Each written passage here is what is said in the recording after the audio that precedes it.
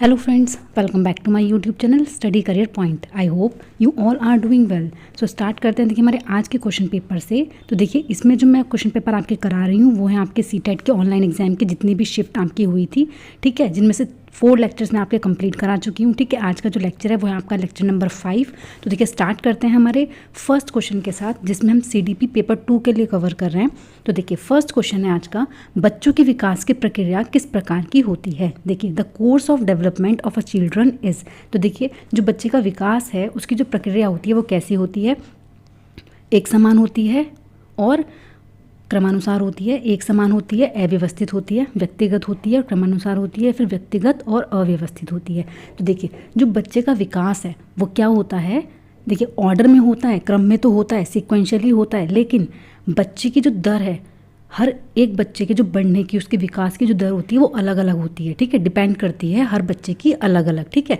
तो क्या होता है कि व्यक्तिगत होता है, इंडिविजुअलिस्टिक होता है, लेकिन क्या होता है, सिक्वेंशियल होता है, ठीक है। बच्चा क्या है, हर एक स्टेज से, सेम स्टेज से होकर गुजरता है, लेकिन हर बच्चे के जो विकास की दर है वो क्या होती है, आपकी अलग अलग होती है, उस बच्चे पे डिपेंड करती है, ठीक है। तो यहाँ पर ऑप्शन नंबर 3 जो होगा वो आपका बिल्कुल सही हो जाएगा। इंडिविजुअलिस्टिक होती है और क्या होती है आपकी, सिक्वेंशियली होती है, ठीक है। चलते हैं देखिए नेक्स्ट क्वेश्चन पर। नेक्स्ट क्वेश्चन है, देखिए आजकल सिद्धांतकार क्रांतिक अवस्था के बजाय संवेदनशील अवधि का प्रयोग करते हैं, क्योंकि देखिए जो थ्योरिस्टिस्ट हैं now prefer to refer to certain periods as sensitive period rather than critical period in recognition that development is dynamic in nature. देखिए विकास की जो प्रकृति होती है वो गतिशील होती है, या फिर विकास केवल अनुवांशिकता, देखिए जहाँ पर केवल आए वो आपका क्या हो जाता है, वो आपका गलत हो जाता है, ठीक है। विकास केवल पर्यावरण, ये भी आपका क्या हो जाएगा, गलत हो जाएगा। विकास स्थिर और नियत है, देखिए डेवलपमेंट जो है वो फिक्स है और स्टैटिक है। तो देखिए किस वजह से जो है वो जो आपके थ्योरिस्ट हैं वो ये चीज़ यूज़ कर रहे हैं, तो वो है आपका कि विकास की जो प्रगति होती है, जो प्रकृति होती है वो क्या होती है, डायनेमिक होती है इन नेचर, ठीक है। विकास की प्रकृति क्या होती है, गतिशील होती है। चलते हैं देखिए नेक्स्ट क्वेश्चन पर। देखिए नेक्स्ट क्वेश्चन है, नरेश और मुकेश उम्र में लगभग बराबर हैं, लेकिन दोनों के संज्ञानात्मक और सामाजिक विकास में अंतर है, यह किस सिद्धांत के कारण है। देखिए क्या बोल रहे हैं कि एज तो इक्वल है, लेकिन क्या हो रहा है कि उनका जो कॉग्निटिव डेवलपमेंट है और जो उनका क्या है, सोशल डेवलपमेंट है, वो क्या है, उनमें डिफरेंस है। तो ये किस सिद्धांत के कारण है, तो देखिए सिफेलोकॉर्डल प्रिंसिपल के, प्रॉक्सिमोडिस्टल के, प्रिंसिपल ऑफ इंडिविजुअल डिफरेंसेस, या फिर प्रिंसिपल ऑफ यूनिफॉर्मिटी। तो देखिए यहाँ पर जो आपका राइट आंसर है वो क्या हो जाएगा, देखिए मैंने आपको अभी बताया है कि क्या होती है, व्यक्तिगत विभिन्नताएं पाई जाती हैं, ठीक है। क्या होता है, व्यक्तिगत विभिन्नताएं पाई जाती हैं। तो ये किस सिद्धांत के अंतर्गत आता है, ये आता है आपका व्यक्तिगत विभिन्नता का सिद्धांत, ठीक है। चलते हैं देखिए नेक्स्ट क्वेश्चन पर।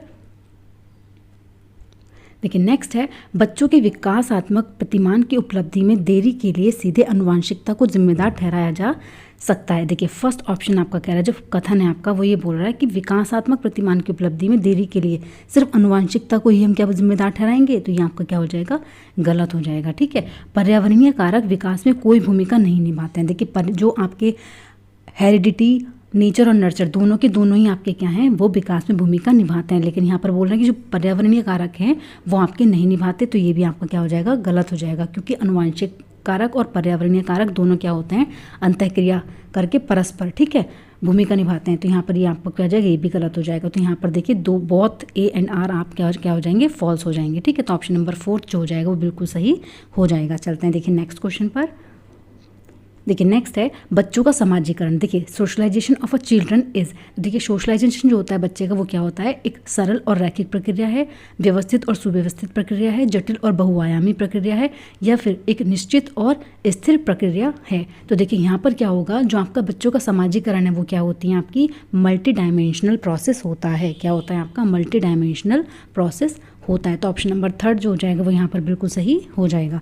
चलते हैं देखिए नेक्स्ट क्वेश्चन पर। तो नेक्स्ट क्वेश्चन है आपका, देखिए संज्ञानात्मक विकास के किस चरण में बच्चे अनुमान लगाने, अमूर्त चिंतन करने में कौशल हासिल कर लेते हैं। देखिए किस स्टेज में जो बच्चे हैं वो एब्स्ट्रैक्ट लॉजिक बच्चे के अंदर आ जाता है। देखिए वो कौन से स्टेज, मैंने कल ही आपके कल के लेक्चर में बताया था, एब्स्ट्रैक्ट लॉजिक क्या होते हैं आपके, जिसमें आप वर्बल चीज़ों जिनकी जो वास्तविकता से रिलेट नहीं करते हैं, ठीक है, उन चीज़ों, वो चीज़ आपकी कब डेवलप होती है, तो वो होती हैं आपकी औपचारिक सक्रियात्मक अवस्था में। किसमें? फॉर्मर ऑपरेशनल स्टेज में। जो एब्स्ट्रैक्ट लॉजिक है बच्चे के अंदर, वो कौन से स्टेज में आता है? वो आता है आपका option number 4, formal operational stage में। देखिए कंक्रीट ऑपरेशनल स्टेज में आपका क्या आता है? कंक्रीट लॉजिक बच्चे के अंदर आ जाता है, बच्चा लॉजिक करना स्टार्ट कर देता है, ठीक है। बच्चे के अंदर CCS आ जाता है, क्लासिफिकेशन, कंजर्वेशन और सीरिएशन, ठीक है। चलते हैं देखिए नेक्स्ट क्वेश्चन पर। देखिए नेक्स्ट क्वेश्चन है, जीन पियाजे के सिद्धांत में जब बच्चा नए अनुभवों के लिए मौजूदा स्कीमा को संशोधित करता है। देखिए संशोधित कर रहा है बच्चा, ठीक है, क्या कर रहा है? Jean Piaget's theory is set to occur when the child modifies. देखिए जहाँ पर भी मॉडिफाई वर्ड आपका आ जाए, क्या है आपका? मॉडिफाई वर्ड जहाँ पर भी आता है वहाँ आपका क्या हो जाता है? अकोमोडेशन। क्या होता है आपका? अकोमोडेशन, ठीक है। तो ऑप्शन नंबर 1 समायोजन बच्चा कर रहा है, ठीक है। जहाँ पर भी मॉडिफाई आपका वर्ड आ जाता है वो होता है आपका अकोमोडेशन, ठीक है। तो यहाँ पर ऑप्शन नंबर 1 जो हो जाएगा वो बिल्कुल सही आपका हो जाएगा। चलते हैं देखिए नेक्स्ट क्वेश्चन पर। जीन पियाजे के अनुसार आत्म केंद्रीयता के क्या मायने हैं? देखिए जो ईगोसेंट्रिज्म होता है वो क्या रेफर्स करता है अकॉर्डिंग टू जीन पियाजे? तो देखिए जीन पियाजे के अनुसार क्या होता है? एक स्थिति के एक से ज़्यादा आयाम पर विचार करने की क्षमता, सोच प्रक्रिया को मानसिक संरचनाओं के आधार पर संगठित करना, मौजूदा स्कीमा का यूज़ करते हुए संसार को की समझ बनाना, या फिर दूसरों के अनुभवों व सांसारिक दृष्टिकोण को अपनी दृष्टि से देखने की प्रवृत्ति। तो देखिए अकॉर्डिंग टू जीन पियाजे जो आपकी सिचुएशन होती है जिसको हम बोलते हैं ईगो सेंट्रिसिज्म। तो ईगो सेंट्रिसिज्म आपका क्या होता है? जब बच्चा क्या करता है? दूसरों के अनुभवों और सांसारिक दृष्टिकोण को अपनी दृष्टि से देखने लगता है, ठीक है। तो ऑप्शन नंबर 4 जो होगा वो यहाँ पर बिल्कुल सही हो जाएगा। चलते हैं देखिए नेक्स्ट क्वेश्चन पर। देखिए लेव वाइगोत्स्की के अनुसार क्या है जो संज्ञानात्मक विकास में महत्वपूर्ण योगदान रखता है? तो देखिए जो लेव वाइगोत्स्की वो सबसे ज़्यादा किस चीज़ पर फोकस करते हैं? आपके लैंग्वेज पर। सबसे ज़्यादा किस पर है? आपका लैंग्वेज पर, ठीक है। फिर आपका क्या आता है? फिर आपका आता है कल्चर। क्या आता है आपका? कल्चर, ठीक है। उसके बाद आपका क्या आता है? सोशल इंटरेक्शन, ठीक है, सोशल इंटरेक्शन। तो देखिए यहाँ पर ऑप्शन में आपका क्या दिया हुआ है? Culture context. क्या दिया हुआ है आपका? Culture context. तो यहाँ पर कल्चर कॉन्टेक्स्ट जो हो जाएगा आपका सही आंसर हो जाएगा, ठीक है। चलते हैं देखिए नेक्स्ट क्वेश्चन पर। नेक्स्ट है लेव वाइगोत्स्की के सिद्धांतों पर आधारित कक्षा में किसको महत्वता दी जाएगी? तो देखिए जो लेव वाइगोत्स्की है उनके सिद्धांत के अनुसार किस चीज़ को दी जाती है? तो वो देते हैं किसको? जब जहाँ पर बच्चा क्या कर रहा है? इंटरेक्ट कर रहा है, तो वो क्या होती है आपकी? Collaborative learning. क्या होती है आपकी? कोलैबोरेटिव लर्निंग, ठीक है। चलते हैं देखिए नेक्स्ट क्वेश्चन पर। देखिए लॉरेंस कॉलबर्ग ने अपने सिद्धांत में नैतिक विकास के कितने चरण प्रतिपादित किए हैं? देखिए चरण वो पूछ रहे हैं आपसे, कितने चरण उन्होंने दिए हैं। लेवल नहीं पूछ रहे हैं, वो स्तर नहीं पूछ रहे हैं आपसे, चरण पूछ रहे हैं, ठीक है। तो उन्होंने कितने चरण दिए हैं? तो उन्होंने दिए हैं आपके 6 चरण। कितने दिए हैं आपके? 6 चरण उन्होंने दिए हैं, ठीक है। ऑप्शन नंबर 1 जो हो जाएगा। लेवल 3 दिए हैं, ठीक है, 3 लेवल हैं और स्टेज कितनी है उनमें? 6 स्टेजेस हैं। हर लेवल में आपकी 2 स्टेज आती हैं, ठीक है। चलते हैं देखिए नेक्स्ट क्वेश्चन पर। कोल वर्ग के नैतिक विकास के किस चरण में व्यक्तियों का मानना है कि सामाजिक व्यवस्था को बनाए रखने के लिए निश्चित नियमों का पालन किया जाना चाहिए? देखिए क्या बोल रहे हैं ये कि रूल्स को फिक्स करना चाहिए, must be obeyed in order to maintain the social order. तो ये जो है ये स्टेज जो है वो आपकी कौन से उसमें आती है? कौन से स्टेज में आती है? तो ये आती है आपकी लॉ एंड ऑर्डर ओरिएंटेशन। कौन से स्टेज में आती है आपकी? लॉ एंड ऑर्डर ओरिएंटेशन, ठीक है, लॉ एंड ऑर्डर ओरिएंटेशन, ठीक है। और ये स्टेज आपकी कौन से उसमें आती है लेवल में? तो ये आती है आपकी लेवल नंबर 3 में, ठीक है। चलते हैं देखिए नेक्स्ट क्वेश्चन पर। देखिए हॉवर्ड गार्डनर के सिद्धांत के अनुसार नर्तकियों, धावकों और अभिनेताओं के पास कौन सी बुद्धि अधिक होती है? देखिए जो डांसर्स होते हैं, ठीक है, अभिनेता होते हैं, आपके एक्टर्स होते हैं, उनके पास कौन सी बुद्धि सबसे ज़्यादा अधिक होती है? देख तो आपको दी हुई स्थानिक बुद्धि, भाषाई बुद्धि, शारीरिक गति संवेदनशील बुद्धि या फिर अंतर व्यक्तिक बुद्धि। तो देखिए यहाँ पर जो आपके एक्टर्स होते हैं उनके अंदर पाई जाती है आपकी शारीरिक गति संवेदनात्मक बुद्धि। कौन सी बुद्धि आपकी पाई जाती है? तो वो पाई जाती है शारीरिक गति संवेदनात्मक बुद्धि। देखिए इंग्लिश में बोलेंगे उसको बॉडीली काइनेस्टिक इंटेलिजेंस, ठीक है। ऑप्शन नंबर 3 जो हो जाएगा वो बिल्कुल सही हो जाएगा। चलते हैं देखिए नेक्स्ट क्वेश्चन पर। देखिए सह शिक्षा कक्षा में लड़कों के लिए एक शिक्षण की टिप्पणी है कि पुरुष बनो, लड़कियों की तरह व्यवहार मत करो। किसको बढ़ावा देता है? तो देखिए ये जो स्टेटमेंट है आपका किस चीज़ को बढ़ावा देता है, तो ये देता है आपका जेंडर स्टीरियो टाइप को। किस चीज़ को देता है? आपका जेंडर स्टीरियो टाइप को। चलते हैं देखिए नेक्स्ट क्वेश्चन पर। देखिए नेक्स्ट क्वेश्चन है, बच्चों के आकलन के बारे में निम्न में से कौन सा कथन सही है? तो देखिए बच्चों के आकलन के बारे में कौन सा कथन सही है? मूल्यांकन का प्राथमिक उद्देश्य तुलना है। आकलन का प्राथमिक उद्देश्य चिंता और भय उत्पन्न करना है। देखिए चिंता और भय उत्पन्न नहीं करना बच्चों के अंदर। मूल्यांकन विभिन्न साधनों का उपयोग करके किया जाता है, या फिर मूल्यांकन में बच्चों द्वारा स्व मूल्यांकन शामिल नहीं होना चाहिए, भी आपका क्या हो जाएगा? गलत हो जाएगा। तो यहाँ पर जो ऑप्शन नंबर क्या है आपका, जो ऑप्शन नंबर 3 है वो आपका यहाँ पर बिल्कुल सही है कि मूल्यांकन विभिन्न साधनों का उपयोग करके किया जाना चाहिए। ठीक है, चलते हैं देखिए नेक्स्ट क्वेश्चन पर। निम्नलिखित में से कौन समावेशी शिक्षा की भावना का पालन नहीं करता, आपसे पूछ रहे हैं। तो देखिए डिफरेंशिएटेड इंस्ट्रक्शन बिल्कुल सही है आपके सीखने के लिए। सार्वभौमिक डिज़ाइन, लेबलिंग, सहयोगात्मक सीखना, सहयोगपूर्ण सीखना, कोलैबोरेटिव लर्निंग। लेकिन देखिए हम क्या करते हैं, नामीकरण और पृथक्करण बच्चे का नहीं करते हैं। ठीक है, तो ऑप्शन नंबर 3 जो हो जाएगा वो आपका यहाँ पर सही हो जाएगा। नहीं आपसे पूछा है और नहीं, ये आपका ऑप्शन बिल्कुल सही है। चलते हैं देखिए नेक्स्ट क्वेश्चन पर। देखिए वंचित पृष्ठभूमि के छात्रों वाली कक्षा में एक शिक्षक को किसके अनुभवों को साझा करने की अनुमति देनी चाहिए? तो देखिए सभी को अपने अनुभव कक्षा में लाने से हतोत्साहित, देखिए हतोत्साहित हमें नहीं करना, डिस्करेज नहीं करना है। केवल प्रभावशाली समूह, देखिए जहाँ पर केवल आता है वो आपका नेगेटिव वर्ड होता है, ये भी आपका गलत हो जाएगा। केवल वंचित समूहों के बच्चे, तो ये भी आपका गलत हो जाएगा। अपने स्वयं के अनुभव साझा करके सभी बच्चों को अपने अनुभव साझा करने के लिए प्रोत्साहित करना चाहिए। ऑप्शन नंबर 4 जो हो जाएगा वो बिल्कुल सही आपका हो जाएगा। चलते हैं देखिए नेक्स्ट क्वेश्चन पर। देखिए शारीरिक गतिक विकलांगता से जूझते छात्रों को समायोजित करने के लिए स्कूल को पहुंच और बाधा मुक्त वातावरण की सुविधा प्रदान करनी चाहिए, जिसमें निम्नलिखित प्रावधान शामिल हों। तो देखिए कौन कौन से प्रावधान जो हैं वो आपके शामिल होने चाहिए। तो देखिए पहिया कुर्सी और wheel chair, walker, hand rail के साथ रैंप, उभरा हुआ टाइल या फिर ब्रेल प्रणाली। तो देखिए यहाँ पर जो आपका राइट आंसर हो जाएगा वो आपका क्या हो जाएगा? तो देखिए ऑप्शन नंबर 1 पहिया कुर्सी बिल्कुल सही है। ठीक है, वॉकर भी आपका बिल्कुल सही है। हैंड रेल के साथ रैप, ये भी आपका सही है। लेकिन उभरा हुआ टाइल, ब्रेल प्रणाली, ये आपका ब्रेल प्रणाली किसके लिए यूज़ होती है? तो ये होती है आपकी जो दृष्टिबाधित होते हैं। ठीक है, तो ये आपके दोनों गलत हो जाएंगे।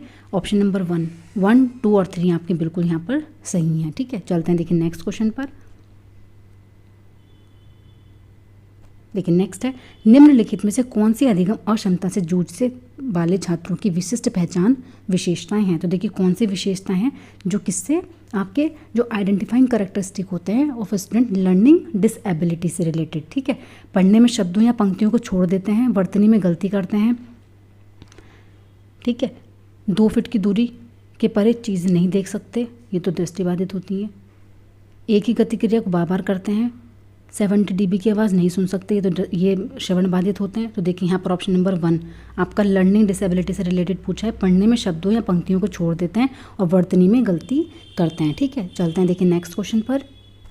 प्रतिभाशाली बच्चों के बारे में निम्नलिखित में से कौन सा कथन सही है? तो देखिए प्रतिभाशाली जो आपके क्या होते हैं, गिफ्टेड चिल्ड्रन होते हैं, उनके बारे में पूछ रहे हैं। तो देखिए प्रतिभाशाली बच्चों को किसी भी खास शैक्षणिक संशोधन की आवश्यकता नहीं होती है। प्रतिभाशाली बच्चों को बार बार करने के लिए बहुत ही सरल नियमित कार्य दिए जाने चाहिए, बिल्कुल गलत है। प्रतिभाशाली बच्चों में बहुत अधिक भावात्मक परिपक्वता होती है। या फिर प्रतिभाशाली बच्चों की सीखने की विशिष्ट ज़रूरतें होती हैं, जिन्हें अक्सर कक्षाओं में नज़रअंदाज किया जाता है। तो देखिए यहाँ पर जो आपका ऑप्शन नंबर क्या हो जाएगा, यहाँ पर आपका ऑप्शन नंबर 4 जो हो जाएगा वो बिल्कुल सही है। उनकी जो कुछ चीज़ें हैं उनको क्या है, नज़रअंदाज क्लास में किया जाता है। ठीक है, उनको क्या होता है, सीखने के लिए विशिष्ट ज़रूरतों की आवश्यकता होती है। ठीक है, चलते हैं देखिए नेक्स्ट क्वेश्चन पर।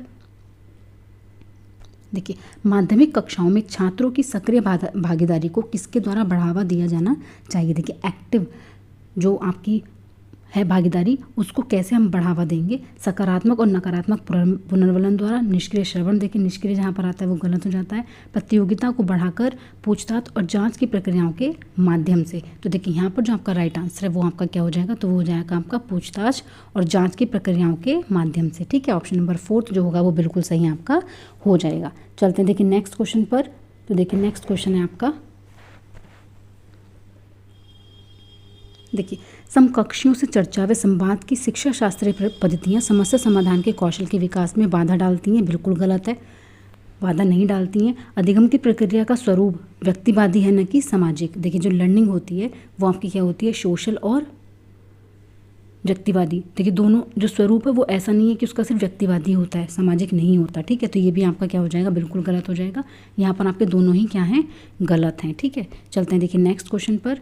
नेक्स्ट क्वेश्चन है आपका देखिए 23 का, एक शिक्षक को अपने विद्यार्थियों को किस प्रकार के लक्ष्य निर्धारित करने के लिए प्रोत्साहित करना चाहिए। तो देखिए ये क्वेश्चन आपका मल्टीपल टाइम पूछा गया है। तो देखिए महारत उन्मुख, प्रदर्शन उन्मुख, विफलता को स्वीकारने वाले या फिर असफलता से बचने वाले। तो देखिए यहाँ पर होता है आपका मास्टरी ओरिएंटेड। क्या होता है आपका, मास्टरी ओरिएंटेड। चलते हैं देखिए नेक्स्ट क्वेश्चन पर। नेक्स्ट क्वेश्चन है आपका, एक व्यक्ति की धारणाएं उसके सीखने पर एक महत्वपूर्ण प्रभाव डालती हैं। निम्नलिखित में से कौन सी धारणा सीखने पर एक सकारात्मक प्रभाव डालेगी। तो देखिए मुझे जन्मजात कोई क्षमताएं मौजूद नहीं हैं, ये तो आपका गलत हो जाएगा। शिक्षक हमेशा कठिन प्रश्न पत्र बनाते हैं, ये भी आपका गलत हो जाएगा। टीचर की गलती निकाल रहा है बच्चा। भूगोल शास्त्र में मेरे कभी भी अच्छे अंक नहीं आए और मेरे प्रयास करने पर भी इसमें अच्छे अंक नहीं आएंगे। देखिए ये तो बच्चा बिल्कुल ही गलत बोल रहा है कि कभी अच्छे अंक आए नहीं है, ना ही कभी आ पाएंगे। ठीक है, तो ये तो महत्वपूर्ण प्रभाव नहीं डाल रहा है। अच्छे या बुरे अंक लाना अपने प्रयास पर निर्भर करता है, ये बिल्कुल आपका सही है कि चाहे आप अच्छे अंक लेके आओ या फिर बुरे अंक लेके आओ, वो क्या है, आपके प्रयास पर निर्भर करता है। ठीक है, तो ऑप्शन नंबर 3 जो हो जाएगा वो बिल्कुल यहाँ पर सही हो जाएगा। चलते हैं देखिए नेक्स्ट क्वेश्चन पर। देखिए संरचनावाद का सिद्धांत सीखने में अधिगमकर्ता की भूमिका को महत्वपूर्ण मानता है, जिससे वे संसार के बारे में खुद की समझ बनाते हैं।